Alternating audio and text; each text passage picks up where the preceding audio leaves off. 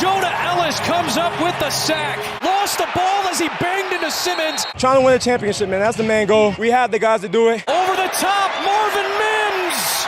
Incomplete. It's Tennessee ball. Welcome to the first official Broncos recap of the 2025 NFL season. It's been a while since I've been able to say this, but the Broncos are perfect. 1-0. Perfect. There's nothing wrong with them.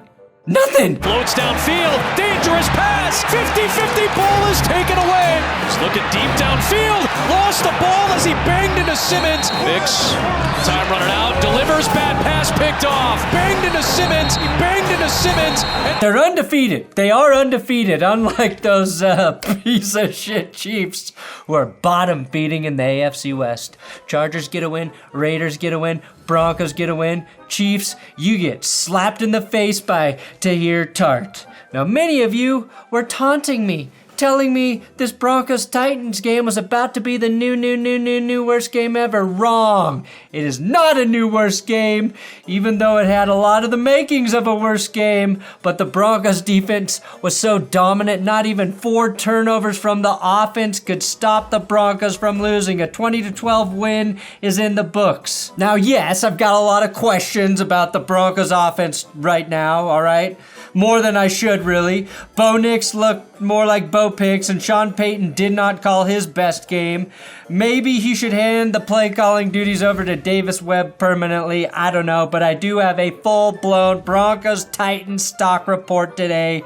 Whose stock is up? Whose stock is down? What is stock? Stocks? What do you need to know about these two teams? You're about to find out. Make sure you subscribe here to That's Good Sports. We're going to hit 782,000 subs by the end of the day if you show up. I'm Brandon Perna. This is That's Good Sports. This is how I breathe now.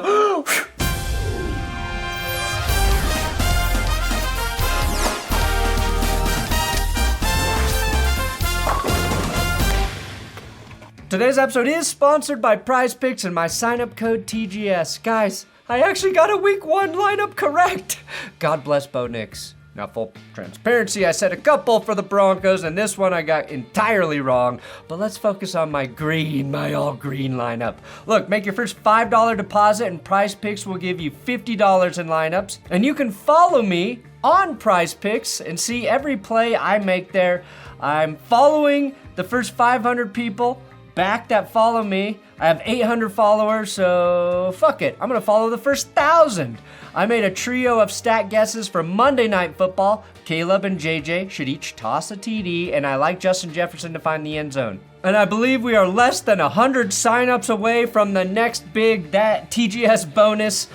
So if you like guessing stat totals and know you can do it responsibly, please know you can do that. Show Prize Picks some love with my code TGS. The goal is at least 6,000 signups total this season. If we hit that, I can probably pay for my daughter to go to Harvard.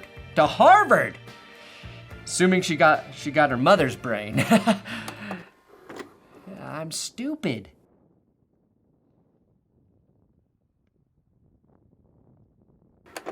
Stock down? Those pathetic winless Chiefs. Only team in Western civilization and last place in the AFC West. Stock up the Broncos defense. The entire defense gets the Big Dick Player Award. Do you guys still want me to do that? Should we still do that?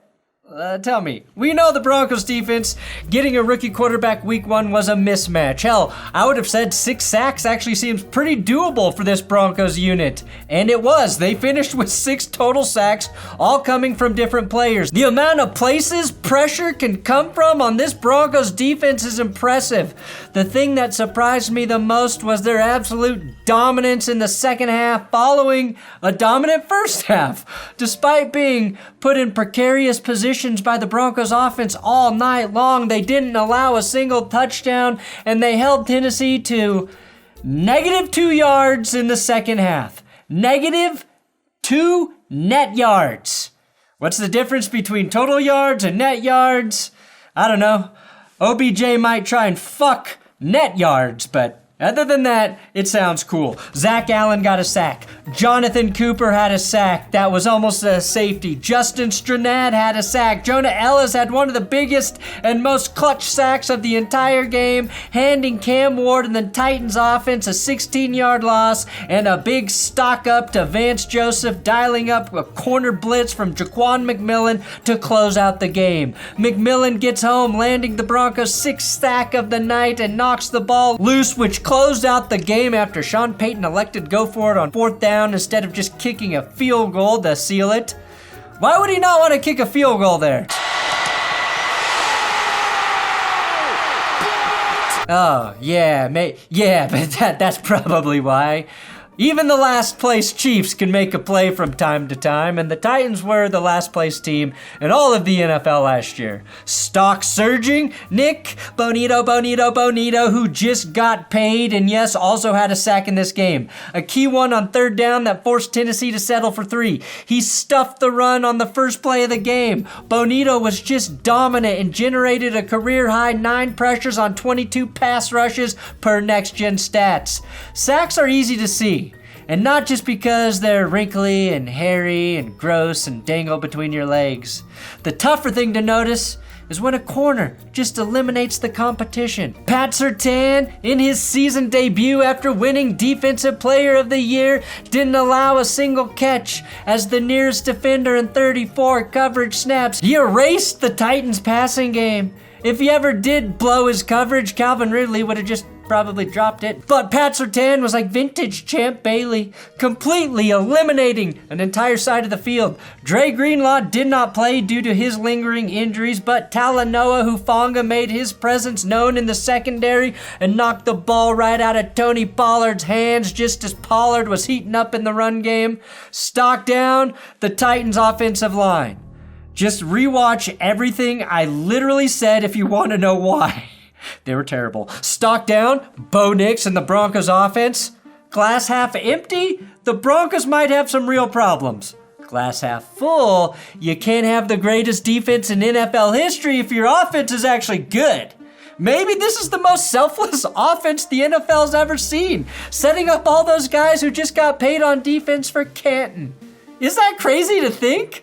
What is crazy is those pathetic Chiefs in last place in the AFC West. You suck, Kansas City. Nick started the game a perfect 4 for 4 passing. Then he floated a ball that was picked by Roger McCreary.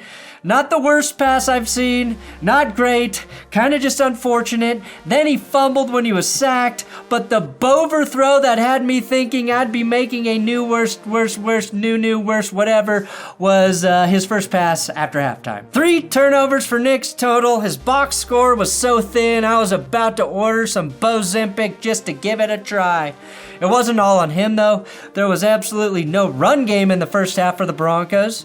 It felt like Sean Payton abandoned the run in August. He might have ditched it on the 4th of July, for all I know. Jeffrey Simmons appeared borderline unblockable at times, and Bo Nix's best throw to Courtland Sutton was called back for holding. There's just a lot of fuckery, okay? Stock up, Jeffrey Simmons. Jesus Christ, Jeffrey Simmons may have only recorded 1 sack, but it was the only sack by the Titans, but his pressure was relentless. The Titans' defensive line as a whole, pretty stout, but I think Simmons had Bo Nix second-guessing some of his decisions, maybe not even seeing the field and the plays correctly. Stock down, Kansas City with the only losing record in the West. Yeah. Stock also down, the Titans' clock management and Broncos' special teams. Now, this was a pretty boring-ass game until the final 2 minutes of the second quarter. Then shit got crazy. Tennessee was up 6-3. They got a clutch stop on 3rd and 2. A missed pass as Bo Nix was betrayed by one of our lunch pail tight ends. Bo was angry. I was angry as Denver had to punt with less than a minute on the clock. ending their chances to get points before halftime. 4th and 2, and now we got to punt. Fuck. You know why we can't go for it on 4th and 2? Because we can't run the damn ball. That's why we got to settle for a punt here. What I did not account for was Brian Callahan allowing his offense to throw the ball 3 fucking times in a row from their own 5-yard line. 3 plays, a near safety, and they took 14 seconds off the clock and Denver didn't have to use a timeout. Do you know how hard that is to do? Matt Eberflus could have wasted 6 months of clock in that 15 seconds, Brian. Just run the damn ball and force Denver to use their timeouts. This is game management 101. Instead, the Titans punted, backed up so far in the back of the end zone, I thought Jimmy Garoppolo was about to run out of it again, and God bless Bo Nix made them pay by throwing a shiny FDR right to Courtland Sutton, who caught the first touchdown of the season. I'm gonna replay it again because it's the only passing touchdown of this game. And then let's mirror it, and it feels like a whole new touchdown. Now the Broncos were about to go into the locker room up 10-6. But wait, there is more. Instead of Denver just blasting the ball out of the end zone for a touchback, they let Tennessee field the ball, and it was nearly housed by Dick Van Dyke, DK, Chamiri DK, who finished with 144 return yards. I just don't know why you give him a chance for a return there, but the Broncos did, and the Titans got the field goal and murdered Denver's momentum to conclude the half. And killing momentum is not a victimless crime, by the way. So Denver muffed a punt, they gave up that return, so yeah, special teams stock down right now. You better eat a big meal this week, Darren Rizzi, and clog a toilet to get this special teams unit right. So here I am early in the morning, I go to the bathroom, and this is how my day started. I clogged the toilet. Stock down, and then weigh up the Broncos' run game. I'm simply going to pretend that the first half never happened for the Broncos running backs. Because if we look at the second half, the thing that saved Denver's ass was RJ Harvey and JK Dobbins. One 50-yard run from RJ Harvey and a wide-open touchdown scamper from Dobbins is the biggest reason the Broncos finished with more points than the Titans. Take those 2 runs away, and this would be probably the biggest story of the day, the Broncos' lack of a run game. Stock holding steady, Cam Ward. Look, I'm not going to overhype Cam's debut. Not even I can make 112 passing yards look good, but he wasn't the problem for Tennessee, and I know for sure he can carry himself like a man whilst getting the piss beat out of him every play. Don't let his terrible box score fool you. Less than 50% passing, gross, I know. No touchdowns, disgusting. A fumble, yada, yada, yada. It could have been a lot worse, way worse, and I think as a Titans fan, you should feel okay about that. The reason it wasn't worse is because Ward kept the dumb plays to a minimum despite getting the shit beat out of him. I didn't feel good about what happened to you, Cam, and I'd like to shake your hand after that ass kicking you took. He was let down by Calvin Ridley, some of his other ball catchers that dropped some passes. Tennessee totaled 71 rushing yards and might have one of the worst offensive lines in 2025. And they played what is probably, the greatest defense of all time. Getting 12 points against a defense that's going to go on to allow 6 per game this year is actually really good. I should be pissed off at you, Tennessee, for messing that up. Without your 12 points, the Broncos would have gone on to allow just 5 points per game. So actually, it's kind of like you won this game, Tennessee. Stock down, Kansas City with the only losing record in the West. Stock down, Calvin Ridley. Cam Ward may have had more than 112 passing yards if Ridley didn't drop like 3 of his balls. I counted 3 balls. I don't know what the official one is. I don't care. Most men drop 2 balls once in their life. Ridley dropped 3 by my score. Ridley was the second leading receiver with 27 yards. Tony Pollard was the leading ball catcher with 29 yards, and he did that on 1 reception in the first quarter. Ridley is a veteran, and he's got to help his young quarterback or it's going to be a long-ass season. And before you even think about saying all those drops, is Ridley doing some illegal sports betting again? The answer is no. He was set at 3.5 receptions. so he had more. He covered. Stock down, the refs in this game, specifically when spotting the ball, Sean Payton tossed the challenge flag 4 times.